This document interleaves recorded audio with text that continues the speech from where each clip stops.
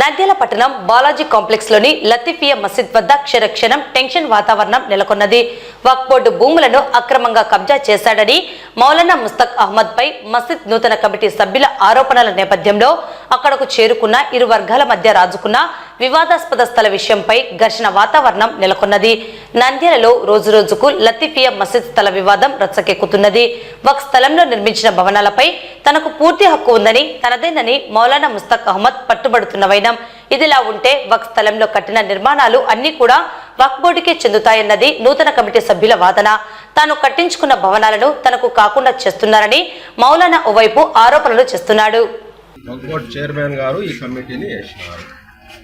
ఈ కమిటీని ఎందుకు వేసినారంటే ఇక్కడ మసీదులో సౌకర్యాలు సరిగా లేవు, ఈ మసీదును డెవలప్ చేయండి, దీనికి వచ్చే బాడుగలు కానీ ఇతర గుత్తలు కానీ వస్తే అవి తీసుకొని మిగతాది ఎవరైనా డోనర్స్ ఉంటే వాళ్ళతో డబ్బులు తీసుకొని ఈ మసీదును డెవలప్ చేయండి అని ఈ కమిటీని వేసినారు. ఇది మనము ఎవరు వాళ్ళు వేసినది కాదు. కాబట్టి ఈ కమిటీ గత 2 నెలల నుంచి ఇక్కడ వచ్చి డెవలప్ చేయాలనుకుని ముందుకు సాగుతుంటే 100 మంది ఇక్కడ వచ్చి అడ్డుకుంటున్నారు. వాళ్ళు ఎందుకు అడ్డుకుంటున్నారో తెలియదు, వాళ్ళకి ఏం రైట్స్ ఉన్నాయో తెలియదు. మేము క్లియర్గా అడుగుతున్నాము, మన మీడియా ద్వారా ఈ కమిటీకు రైట్ ఉంది, ఇది state Waqf board of Andhra Pradesh ఇచ్చినారు. మీ దగ్గర ఏమైనా పేపర్ ఉంటే తీసుకోరండి, వీళ్ళు వెనక్కి వెళ్ళిపోతారు, మీరు ఉండండి. లేదా మీ దగ్గర ఏమి రైట్స్ లేవు, మేము దౌర్జన్యం చేస్తాము అంటే మాత్రం ఒప్పుకోం. ఇక్కడ దౌర్జన్యం చేయడానికి ఏమేమి తక్కువ లేరు. కాబట్టి ఏదైతే ప్రభుత్వము కమిటీని వేసిందో దాన్ని మీరు ముందుకు పెట్టి ఏదైతే అభివృద్ధి చేయాలనుకుంటున్నారో మసీదును ఆ విధంగా డెవలప్ చేసుకోండి. స్థానికంగా మంత్రి గారు కూడా ఉన్నారు, వారి దగ్గరికి కూడా ఈ కమిటీ మెంబర్స్ పోతారు. పోయి దీనికి ఏదైనా ఫండ్స్ వక్ఫ్ బోర్డు ద్వారా కానీ ఏదైనా ఇతర ఫండ్స్ ద్వారా ప్రభుత్వం నుంచి నిధులు తీసుకొని ఈ మసీదుని కూడా డెవలప్ చేస్తారని ఈ కమిటీ చేసినారు. మీరు ఇప్పటికే 2 శుక్రవారాలు అయిపోయినాయి. అడ్డుకోవడం మంచి పద్ధతి కాదు.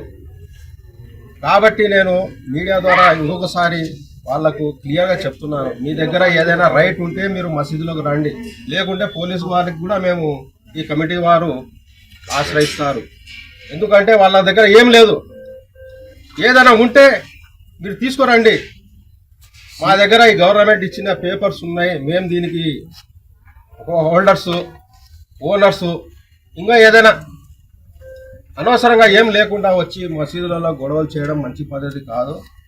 ఇది అందరికీ చెడ్డ పేరు వస్తుంది. కాబట్టి దయచేసి అందరూ గౌరవించాలని, ప్రభుత్వం ఇచ్చిన ఈ కమిటీని అందరూ గౌరవించాలని మనస్ఫూర్తిగా కోరుకుంటున్నాను. ధన్యవాదాలు.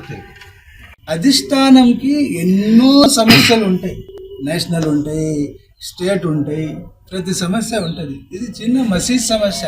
నేను కలిసినప్పుడు కొద్దిగా మెల్లిగా చూడకుండా పోవాలా, అందరూ కలిసిమెలిసిగా పోవాలని చంద్రబాబు గారు ఆదేశాలు ఇవ్వడం కూడా జరిగింది.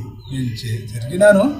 ఏమంటే ఇంత పెద్ద, మీరు కూడా ఒకసారి ఆలోచించండి మానవతంగా. ఒక మసీద్ కమిటీకి ఇప్పుడు చెప్తున్నారే మనం టీడీపీ వాళ్ళకి వేసినామని, నేను ఎవరు, నాకెందుకు అడగలే, నాకెందుకు చెప్పలే? ఇక్కడ ఉన్న ముసల్లీలు ఎవరు? యాక్చువల్లీ పార్టీల డిస్కషన్ రాకూడదు మసీద్ గురించి, అయితే కూడా వచ్చింది కదా అక్కడి నుంచే. నేనెవరు, ఎందుకు డిస్కషన్ చేయలేదు? ఏదో తెలియని కొంతమంది వ్యక్తులు వాయిస్ ఎక్కువ రైజ్ చేస్తున్నారు. ఘర్షణ చెప్పడానికి కూడా ఉండదు. ఇది వాయిస్ ఎక్కువ రైజ్ చేయకూడదు. అలా ఒక హౌస్లో వాయిస్ రైజ్ చేయకుండా సామరస్యంగా కూర్చొని మాట్లాడుకుంటే అన్ని సమస్యలు పరిష్కారం అవుతాయి. ప్రొసీజర్ ప్రకారంగా జరగాలి, అంతే నేను కోరుకున్నాను. వక్ఫ్ బోర్డు వారు ప్రెసిడెంట్గా ఎన్నుకున్నారు, ఖలీల్ సార్ గారికి సెక్రటరీగా ఎన్నుకున్నారు, ట్రెజరీగా అఫ్జల్ గారికి ఎన్నుకున్నారు, నంబర్గా మాలి బాషా, అన్సర్ భాయ్, షరీఫ్ వాళ్ళకు ఎన్నుకున్నారు. వాళ్ళు మాకు సహకరిస్తే మేము ఆయనకు సహకరించి మంచి పనులు చేస్తామని మేము చెప్తున్నాం. మౌలానా కూడా మేము సహకరిస్తాం, ఆయన కూడా మాకు సహకరిస్తే ఇంకా మంచిది. ఆయన కూడా టీడీపీ పార్టీలోనే ఉన్నారు, మేము కూడా టీడీపీ పార్టీలో ఉన్నాం. మేమందరం కలిసికట్టుగా పార్టీలో ఉన్నందుకు పార్టీ చెప్పిన విధంగా మేమందరం సహకరించుకొని ఒకే విధంగా నడుచుకోవాలని నేను మనస్ఫూర్తిగా చెప్తున్నాను. మౌలానా గారు సహకరించాలా, వాళ్ళకు పదే అదే ఒకటే మాట్లాడుతున్నాను, సార్ మీరు ఇట్లా చేయండి, అందరు కలిసేట్టుగా పని చేసుకుందాం, మీరే చెప్తున్నారు కాబట్టి అని కూడా మౌలానాకు చెప్పిన. మనకు మాకు సహకరించడం లేదు. ప్రతిసారి శుక్రవారం వచ్చినా ఇదేదండి.